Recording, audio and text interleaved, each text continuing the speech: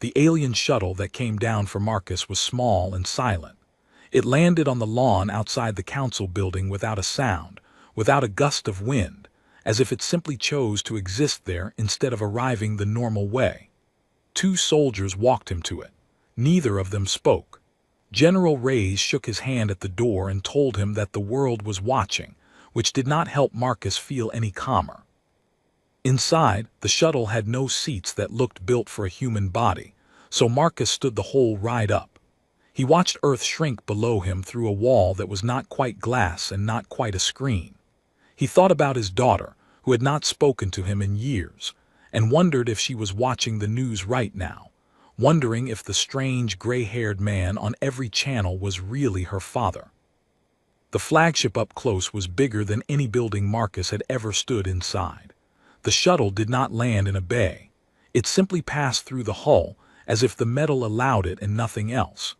Marcus stepped out into a long hallway lit by a soft blue light that came from no visible source. The air smelled faintly of metal and something like rain. A single veil waited for him there. It was tall, taller than any human, with skin the color of wet stone and eyes that held no white at all, only deep black with a thin ring of silver around the edge. It wore no armor, no robe, nothing that looked like ceremony. It simply stood, watching him, the way a man might watch an insect he was not yet sure was harmless. "You are not the same human," the veil said. Its voice came out smooth and layered like two tones speaking at once, but the words were in perfect English. The other one was confident. "You are afraid. Why would your kind send someone afraid?" Marcus did not answer right away. He had spent years cleaning hallways exactly like this one, well, not exactly, but long and quiet and full of people who did not see him. He used the silence the way he always had, just to look around, just to notice things. He noticed that the veil had said the other one, and not the woman or Dr. Voss. That told him something. The veil had not bothered to remember her name. Names meant nothing to it yet. Only performance did. "Being afraid does not mean being wrong," Marcus finally said, "and confidence isn't the same as understanding." The veil tilted its head slightly. It seemed almost surprised, though its face did not change in any way Marcus could read. "Walk," it said. They moved through corridors that curved instead of turning at corners, past walls that pulsed faintly with light like something breathing. Marcus saw other veil along the way, all of them pausing to watch him pass, all of them silent. He understood somehow that this whole ship was watching him too. Every camera, every sensor. He was being tested before he had even met the one who mattered. The room they entered at the end of the hallway was enormous, round, with a high ceiling that disappeared into shadow. In the center of it sat a single throne made of the same black metal as the hull outside, and on it sat the Emperor of the Veil. He looked older than the soldier who had brought Marcus there, his stone-gray skin marked with faint lines like cracks in dry earth, his eyes the same deep black but wider, sharper, full of something that looked almost like boredom. Off to the side, kneeling on the floor with her hands bound in some kind of dark restraint, was Dr. Elena Voss.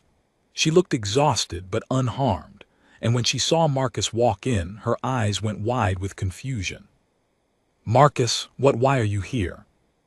"It's a long story," Marcus said gently. "Are you hurt?" "No, just humiliated." She glanced toward the Emperor with something between fear and anger. "He asked me a question I couldn't answer. He's been waiting for someone to answer it ever since." The Emperor rose from his throne. He was taller even than the soldier who had escorted Marcus, and when he spoke, the whole room seemed to hum with the sound of his voice. "Another human," the Emperor said. "Your kind sends so many small creatures to stand before me. Tell me, small one, do you know why I asked the first human a question, and why I will ask you the very same one?" Marcus shook his head honestly. "No, but I imagine you're about to tell me." A few of the veil guards near the wall shifted, as if such a plain answer was strange to them. The Emperor's silver-ringed eyes narrowed slightly. "We have crossed empires," the Emperor said. "We have judged 1,000 worlds before yours, Every civilization we meet, we test the same way. We do not care about your weapons. We do not care about your numbers. We care only about one thing, whether your minds can bend towards something they have never seen before. A species that cannot do this is not worth conquering. It is not even worth speaking to. It will fade on its own in time, the way dead branches fall from a living tree. He raised one long gray hand, and in the air above his palm, light gathered into shapes, strange, shifting symbols that turned and folded over each other, never staying still long enough for Marcus to study them properly. "This is a sentence," the Emperor said, "a simple one in the oldest trade tongue of my people. I have given this same sentence to 41 species before yours. 17 of them solved it. The rest did not, and we did not stay to speak with them further." "What happened to the ones who didn't solve it?" Marcus asked. "They continued to exist," the Emperor said almost lazily.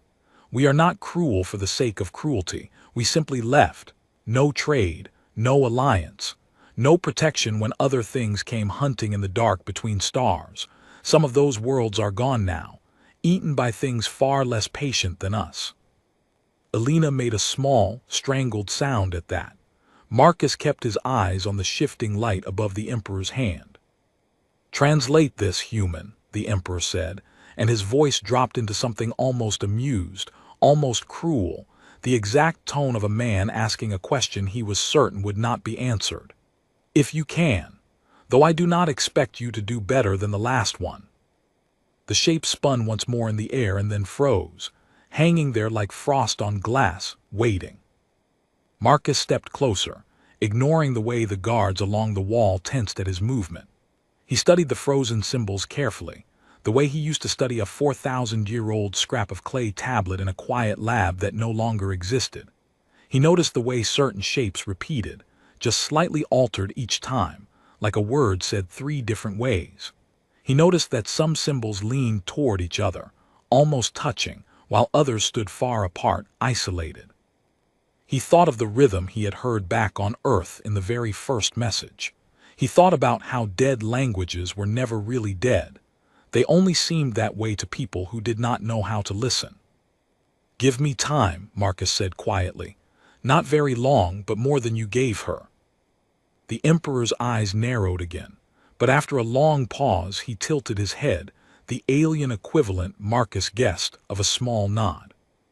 "You have until the light fades," the Emperor said, and gestured upward, where a faint glow along the domed ceiling had begun, almost invisibly to dim. Marcus turned back to the floating symbols, his heart pounding, his hands steady for the first time since he had stepped onto the ship. Behind him, Alina watched in stunned silence, and somewhere far below, on a planet full of people who did not know his name, every screen on Earth showed his face, waiting to see what the Janitor would do next. Marcus stood in front of the floating symbols for a long moment, saying nothing. The Emperor settled back into his throne, his long fingers resting against the black metal armrest, watching with the patient stillness of someone who had seen this moment fail many times before and expected nothing different now. The light along the high ceiling kept dimming, slow and steady, like a sun going down somewhere far above them.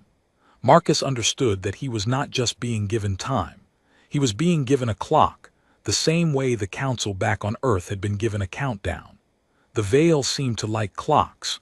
Maybe, Marcus thought, that told him something about them too, a people who measured everything, who never simply waited without watching the minutes fall away. He walked slowly around the floating shapes, studying them from different angles, the way he used to walk around an old clay tablet laid out on a lab table.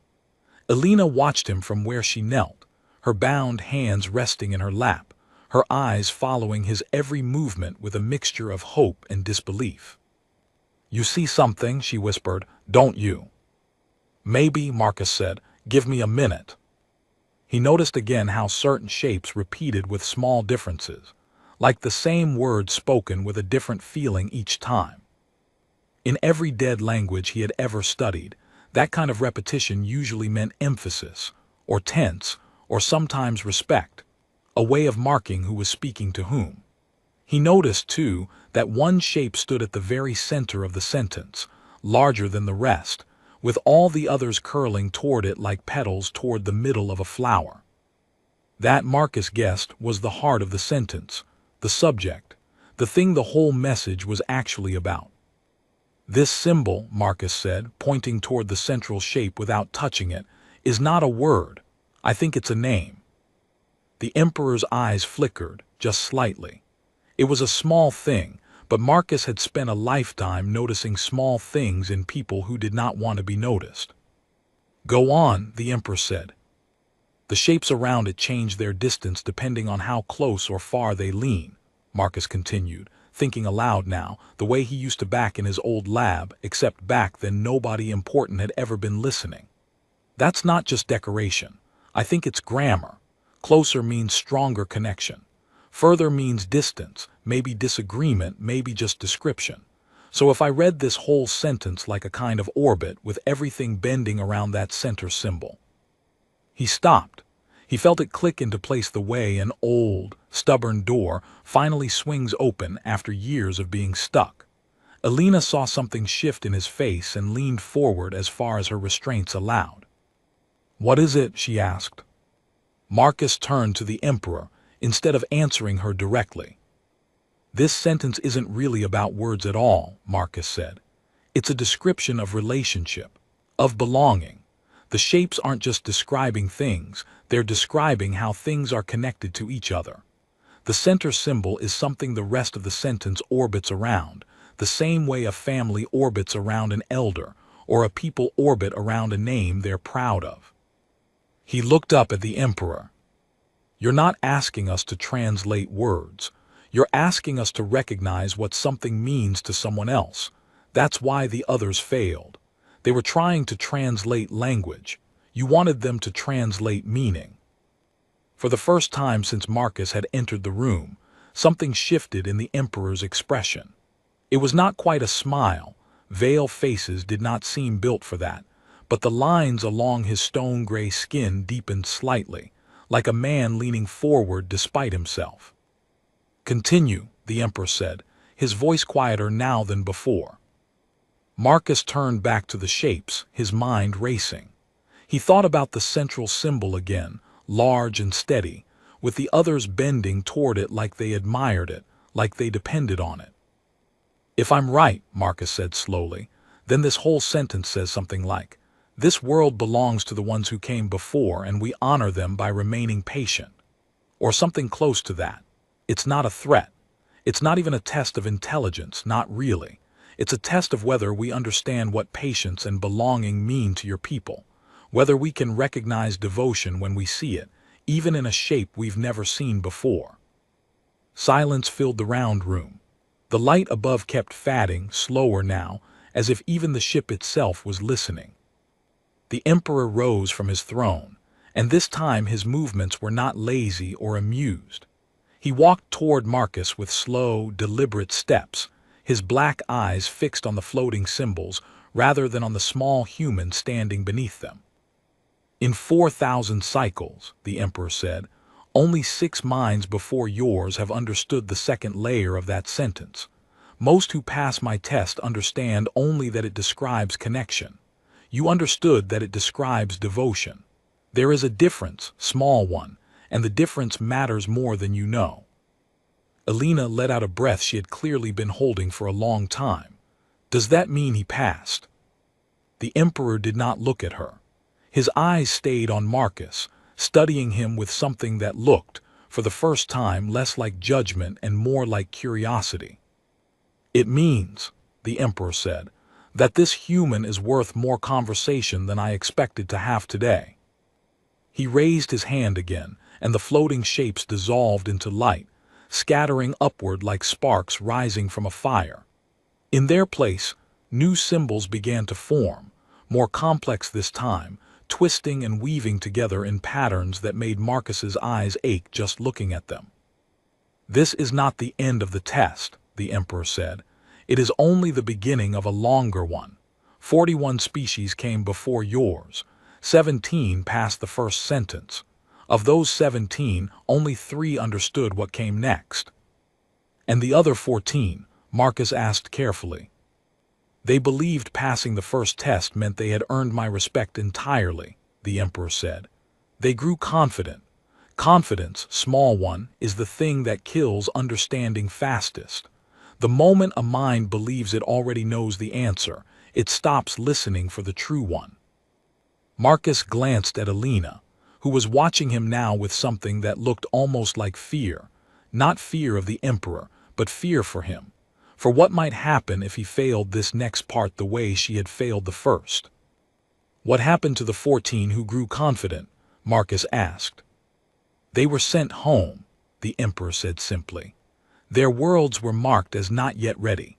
We do not return to worlds marked this way for many generations, if ever. Some such worlds wait so long that they destroy themselves before we ever come back.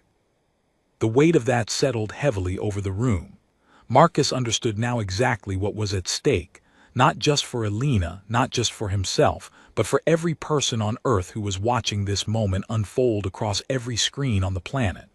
One wrong assumption, one flash of overconfidence. That was all it would take to lose everything, maybe for generations, maybe forever. He looked back at the new symbols floating above the Emperor's palm. They were far more complicated than before, swirling together in long ribbons of light that folded and unfolded endlessly, never settling. "Can I ask you something first?" Marcus said, "before I try?" The Emperor's eyes narrowed slightly, as if such a request had rarely, if ever, been made of him. "Speak." The first sentence was about devotion, about a world belonging to those who came before, Marcus said. Is this test connected to the first, or is it something else entirely? For a long moment the Emperor said nothing. Then slowly, the lines along his gray skin deepened again, and his voice came out lower, almost thoughtful. "You are the first mind in 4,000 cycles to ask that question before attempting the second test," the Emperor said. "Most assume each test stands alone.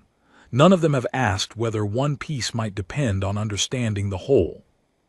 He studied Marcus for a long moment, his black eyes catching the dimming light above. "Yes," the Emperor finally said. "It is connected.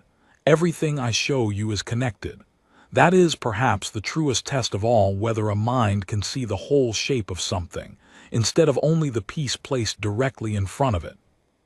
Marcus felt something settle in his chest, something steady and certain, the same feeling he used to get in his old lab when a stubborn tablet finally started giving up its secrets after years of silence.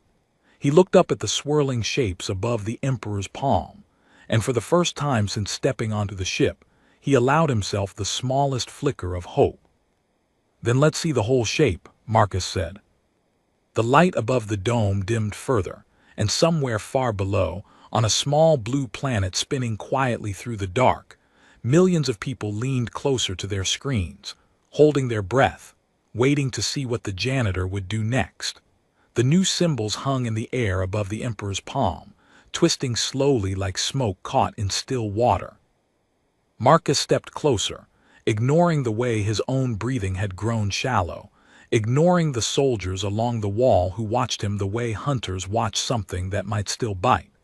He let his eyes move across the shapes the same patient way he used to read old broken tablets, piece by piece, never rushing, never assuming. Alina watched him from the floor, her bound hand still resting in her lap. She had stopped asking questions for now. She seemed to understand, the same way Marcus did, that the room needed silence more than it needed words. "These shapes move differently than the first ones," Marcus said slowly. "The first sentence had everything bending toward one center. This one doesn't have a center at all. Everything is connected to everything else, like a web instead of a wheel." "Describe what a web means to your kind," the Emperor said. It was not quite a question. It sounded more like an invitation. Marcus thought for a moment. "A web means dependence. No single piece holds it together. If you cut one thread, the whole shape changes. Sometimes the whole thing collapses. Nothing in a web stands alone." "And does that frighten you?" the Emperor asked.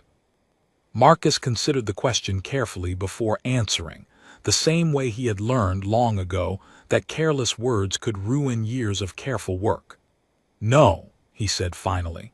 "It reminds me of family, of community. Things that aren't strong because one piece is powerful, but because every piece depends on every other piece holding on." The Emperor's stone-gray face shifted again, the deep lines along his skin folding inward, an expression Marcus still could not fully read but had begun to associate cautiously with something like respect. "Then you already understand more than you realize," the Emperor said. "This sentence is not a description of devotion like the first. It is a description of obligation, of duty passed between many, none of which is greater than the rest." Marcus studied the shifting shapes again, searching now with new eyes. He noticed thin lines of light connecting each twisting symbol to several others at once, some thick and bright, some so faint they nearly vanished, only to brighten again a moment later as the whole pattern slowly turned. "The bright threads are stronger duties," Marcus said, almost to himself. "The faint ones are weaker or maybe newer, obligations that haven't been tested yet." "Yes," the Emperor said. "And it's still turning," Marcus continued, watching the slow rotation of the whole web of light. "It's not static. The duties shift depending on what's needed. Strength moves between them like blood moving through a body. Whoever needs to carry the weight at a given moment carries it, and then it passes to someone else when the need changes." The Emperor went very still. Even the soldiers along the wall seemed to lean forward slightly, as if the entire room were holding its breath along with Alina. "In 4,000 cycles," the Emperor said quietly, "no mind from outside my own people has described the web of duty so precisely on a first attempt. Tell me, small one, how does a creature who cleans hallways for a living come to understand something my own scholars spend 100 cycles learning?" Marcus felt the question land somewhere deep, somewhere he had not let anyone reach in a very long time. He thought of his wife, gone now for 15 years. He thought of his daughter who had stopped speaking to him not because he had done anything cruel, but because after his wife died, he had simply stopped showing up, stopped being someone worth talking to. He had buried himself in silence and mop water because thinking too hard, caring too much, had cost him everything once already. "Because I spent my whole life learning that nothing stands alone," Marcus said quietly. "Not languages, not people. I learned it the hard way by losing the people I should have held onto tighter. A web only holds if everyone keeps their thread strong. I let mine go slack once. I don't plan on making that mistake again." The room was silent. Even Alina, who had known Marcus for years as nothing more than a quiet face in the hallways of the council building, looked at him now like she was seeing him clearly for the first time. The Emperor studied Marcus for a long moment, his black, silver-ringed eyes unreadable. Then, slowly, he lowered his hand, and the glowing web of symbols folded in on itself and vanished, like a held breath finally released. "There will be one more test," the Emperor said. "The hardest of the three. Many minds before yours believed they understood duty and devotion, only to fail when asked to understand consequence." "What do you mean by consequence?" Marcus asked. The Emperor did not answer immediately. Instead, he turned and walked back toward his throne, his long strides slow and deliberate, his cloak, if it could be called that, dark and seamless like poured metal, trailing behind him without a sound. "Devotion tells you what a people values," the Emperor said, settling back onto the throne. "Duty tells you how a people holds itself together. Consequence tells you what a people is willing to lose in order to protect both.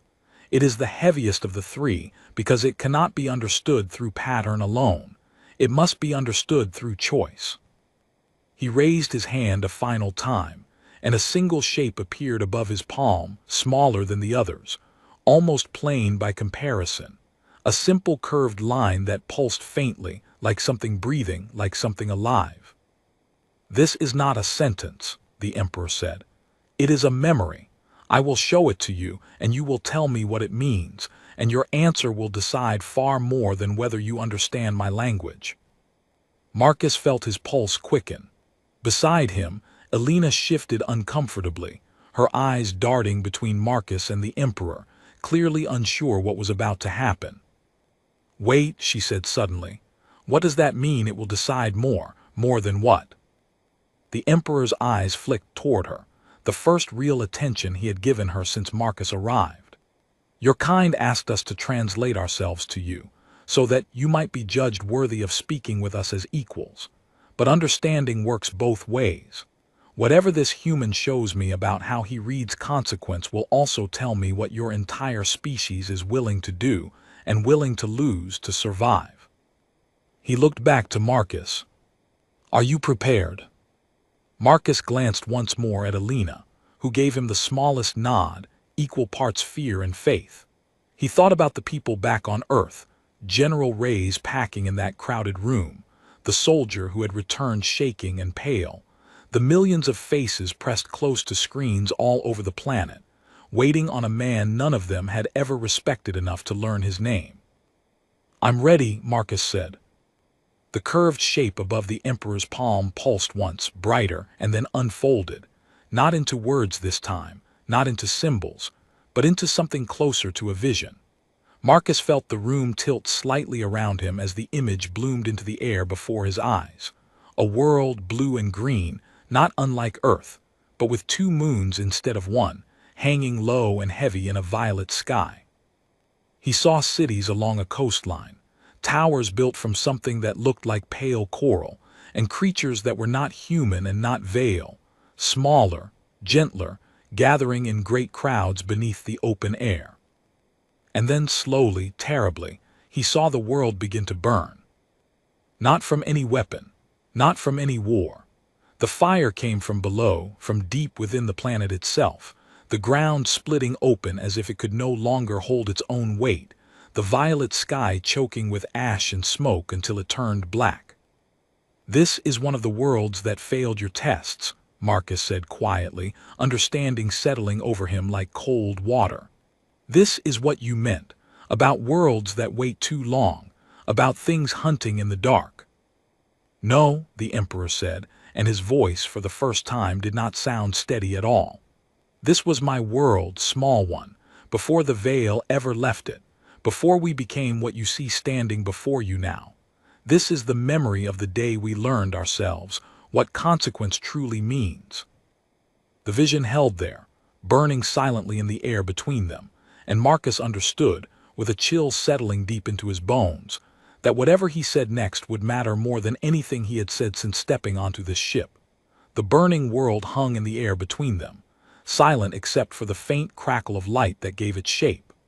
Marcus stared at it, his mind racing, trying to understand what kind of answer the Emperor could possibly want from a memory like this.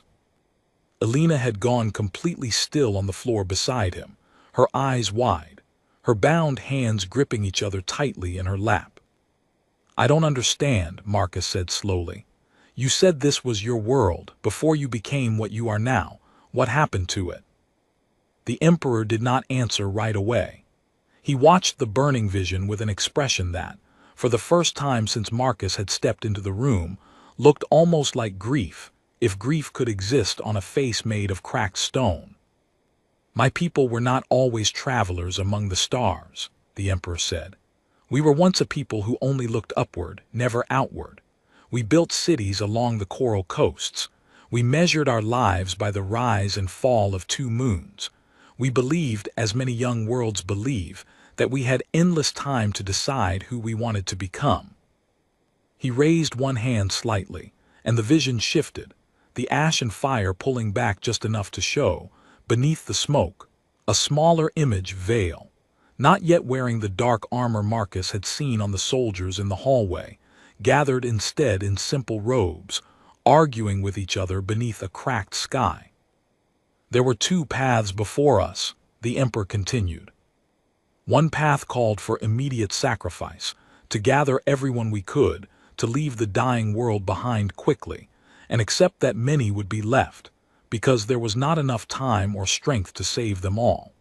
The other path called for patience, to try to save everyone, even if it meant staying longer than was safe, even if it meant risking the ships that could carry us away at all.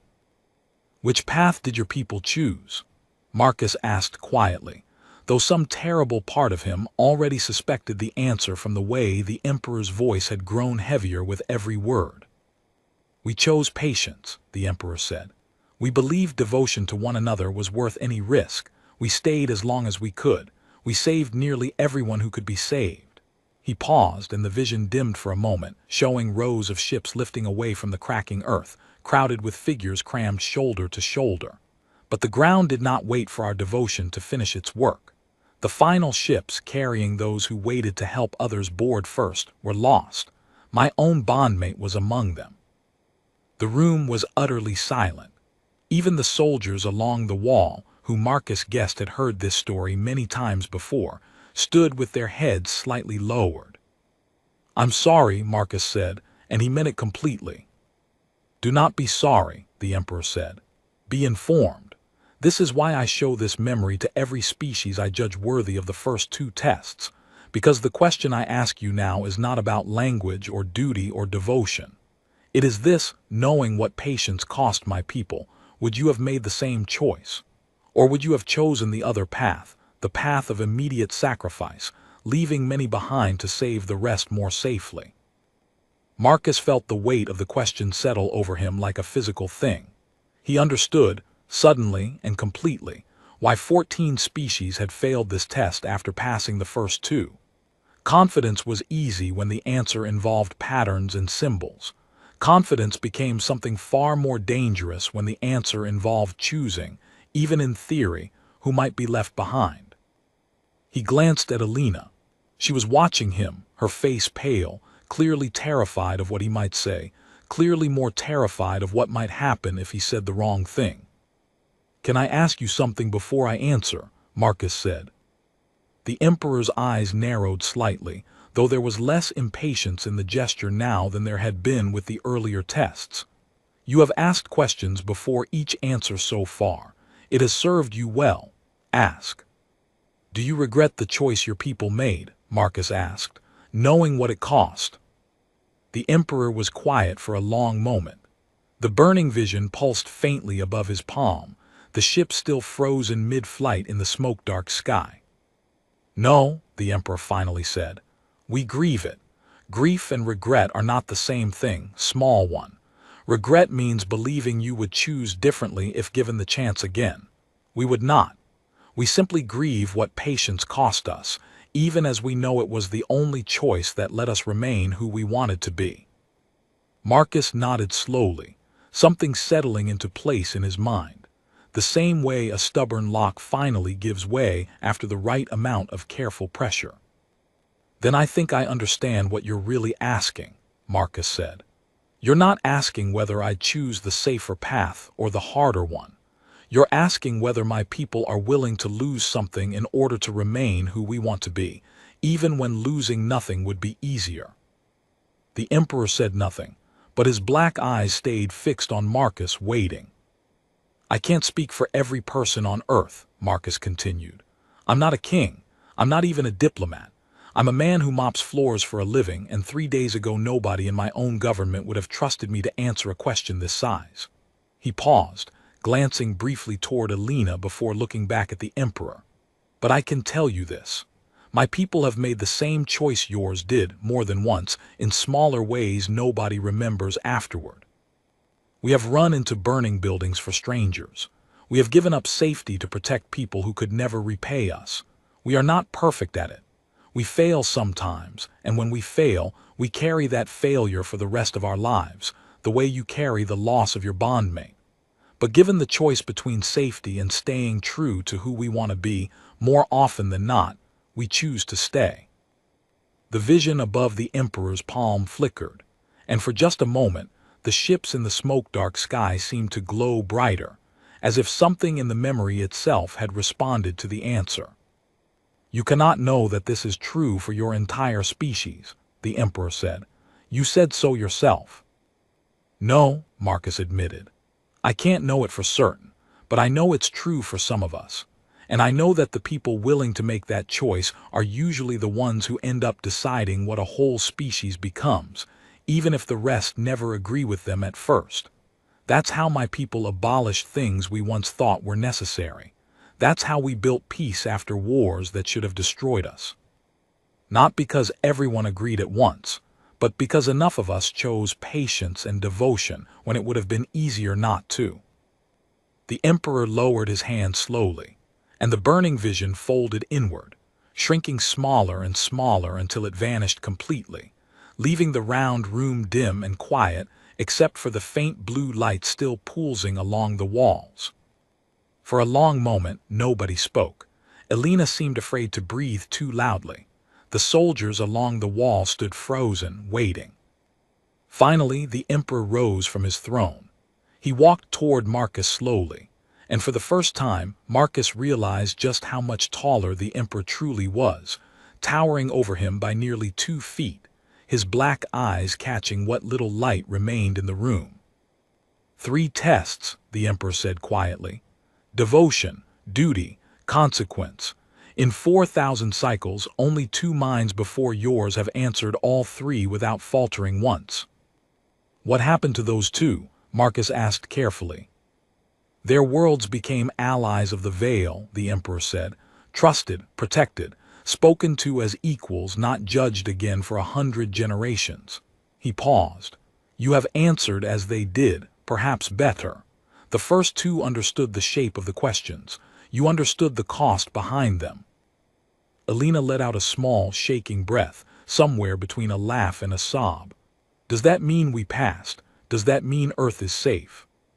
The Emperor turned his head toward her, and this time, something in his stone-gray face shifted into an expression that almost looked like respect.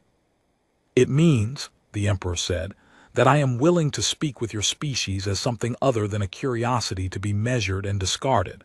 He looked back to Marcus. But there is one more thing left to decide, not a test of language or duty or memory, a test of choice, yours alone, small one, not your species. Marcus felt his stomach tighten. What kind of choice? The Emperor's eyes held his, steady and unreadable, the blue light of the ship pulsing gently around them both. The kind, the Emperor said, that will decide whether you return to the small, quiet life you tried so hard to disappear into, or whether the universe has decided, whether you wished it or not, that you are needed for something far larger than a mop and an empty hallway. Blue light pulsed quietly around them as Marcus stood facing the Emperor, the weight of the last question settling over him like a held breath that refused to release. Beside him, Elena had gone still, watching him with an expression that mixed hope and worry in equal measure. I don't understand, Marcus said. What choice is there to make? You said Earth would be safe. Doesn't that mean I can go home? Your world will be safe, the Emperor said. That was decided the moment you answered the 3rd test honestly. But safety for a world and purpose for a single mind are not the same thing. He stepped closer, his shadow falling long across the floor in the dim light. I offer you a choice, small one, because few minds in the history of my people have ever earned the right to be offered one at all. He raised his hand once more, and a new shape unfolded above his palm. Not a sentence this time, not a memory, but something simpler. A single bridge of light, stretching between 2 points that Marcus did not recognize at first, until he understood that one side showed Earth, small and blue and spinning quietly in the dark, and the other side showed countless other lights scattered across the void, worlds the Veil had visited, worlds still waiting to be judged. The first choice, the Emperor said, is to return home, to go back to your hallways, your mop, your quiet life. Your people will remember you as the one who saved them, and then in time, as people do, they will move on, and you will be allowed to fade back into the silence you sought for 11 years. No one will ask anything more of you again. Marcus felt something tighten in his chest at those words. A part of him, a tired, old part that had buried itself in empty hallways and trash cans for over a decade, wanted exactly that. Wanted to disappear again, safely, quietly, the way he had trained himself to disappear after losing his wife. "And the second choice?" Marcus asked, though some part of him already suspected what it would be. "The second choice," the Emperor said, "is to become something new, a voice between worlds. My people do not often find translators who understand not just words but the weight behind them. If you choose this path, you will not return to a quiet hallway. You will travel between stars, judging and being judged, helping worlds like yours understand worlds like mine, for as long as your life allows it." Elena spoke up before Marcus could answer, her voice trembling but firm. "Marcus, you don't have to do this. You already gave them everything they asked for. Nobody would blame you for going home." "I know," Marcus said quietly, not looking away from the Emperor. "That's exactly the problem." The Emperor tilted his head slightly, waiting. Marcus thought about his 11 years of silence.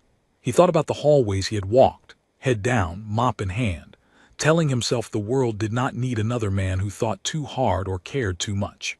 He thought about his daughter, who had stopped speaking to him not because he had failed at something large, but because he had quietly stopped trying at something small, at being present, at staying connected, at keeping his thread strong in the web that had once held his whole life together. He thought about the burning world the Emperor had shown him, and the choice the Veil had made long ago, knowing it would cost them everything, choosing anyway because patience and devotion were worth the price. "Can I ask you something?" Marcus said. "You have asked many things today," the Emperor said. "Ask one more." "If I go home," Marcus said slowly, "and live the rest of my life mopping floors, pretending none of this happened, will my world still be safe? Will you still treat us as equals the way you said?" "Yes," the Emperor said. "That has already been decided. It does not depend on what you choose now." "Then why does it matter what I choose?" Marcus asked. "If Earth's safety isn't part of it?" The Emperor studied him for a long moment, and when he spoke again, his voice had softened into something almost gentle. "Because, small one, the universe is full of minds capable of solving a single test and walking away satisfied. It is rare to find a mind willing to keep solving, long after the reward for stopping has already been earned. I do not offer you this choice because your world requires it.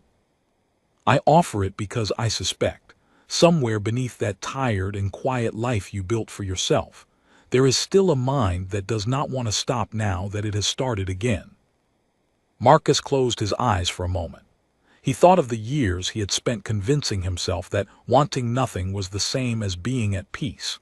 He thought of how alive he had felt the moment he recognized the rhythm hidden in the Veil's first message. How something in him that had been sleeping for 15 years had opened its eyes again the instant the council played that recording. He thought about his daughter one more time, and for the first time in a long while, he did not think about her with guilt. He thought about what she might say if she saw him now, not as the man who had disappeared after her mother died, but as the man who had stepped forward when an entire planet had nothing left to offer but silence. Maybe, Marcus thought, this was the only way to finally make that silence between them mean something different. "I want to talk to my daughter first," Marcus said, "before I decide anything, if that's allowed." The Emperor considered this for a moment, then inclined his head. "It is allowed. Family is not a small thing to my people either." A communication was arranged within minutes, patched through the same channels the council had used to broadcast the entire ordeal to the world. Marcus stood in the round, blue-lit room and watched a small screen flicker to life, showing his daughter's face for the first time in 3 years. She looked older than he remembered, tired in a way that mirrored his own, her eyes red from crying, though whether from fear or relief, Marcus could not yet tell. "Dad," she said, her voice breaking, "is it really you? They said you were the one up there. They said you were the one talking to it." "It's really me," Marcus said softly. "I didn't know you could do any of this," she said. "I didn't know you used to be. I mean, I knew you studied languages once, but I never understood what that meant. Why didn't you ever tell me?" Marcus felt his throat tighten. "Because after your mother died, I convinced myself that being someone who mattered cost too much. I thought disappearing was safer. For both of us. His daughter was quiet for a moment, wiping at her eyes. You scared me today, watching you up there not knowing if you'd come back, but I haven't been this proud of you in years, maybe ever. They're offering me a choice, Marcus said. I can come home and go back to how things were, or I can keep doing this, traveling, translating, helping other worlds the way I helped ours today. I don't know what's right. His daughter looked at him for a long moment, the kind of look that reminded him achingly of her mother. Dad, the man I remember from before Mom died, wasn't someone who hid in hallways. He was someone who got excited about dead languages nobody else cared about. He used to keep me up past my bedtime explaining how old alphabets worked, and I pretended to be bored, but I wasn't. I love that you cared about things that much. She paused. I don't want you to disappear again. But I also don't want you to stay small just because you think that's what's safe for me. I'd rather have a father who's somewhere far away doing something that matters than one who's nearby and not really there at all. Marcus felt something break open in his chest, gentle and overdue, like a window finally allowed to open after years of being sealed shut. I love you, he said. I should have said that more before all of this. I love you too, Dad, she said, smiling through her tears. Go translate the galaxy, just don't forget to call. The screen faded, and Marcus stood quietly for a moment, letting the conversation settle into him. When he turned back to the Emperor, his decision was already steady in his chest, the way a long-buried truth feels once it is finally allowed to surface. I'll go, Marcus said. I'll be your translator, not because Earth needs me to, because I think I need to remember what it feels like to matter again. The Emperor studied him for a long moment, and then, for the first time since Marcus had stepped onto the ship, something that might have actually been a smile crossed his stone-gray features, small, faint, but unmistakably real. Then let us begin, the Emperor said.